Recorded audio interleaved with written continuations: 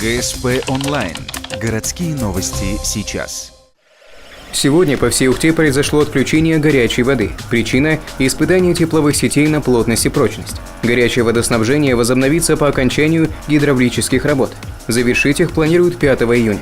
Владельцам тепловых пунктов и сетей необходимо произвести отключение систем отопления, вентиляции и горячего водоснабжения от испытываемых трубопроводов. Это единственное общегородское отключение за это лето. Остальные работы будут выполняться с локальными отключениями краткосрочными по различным участкам. И в среднем за лето отключение горячей воды по Ухте составит 7 дней. Ухтинские тепловые сети являются участниками всероссийского проекта ГВС 2.0.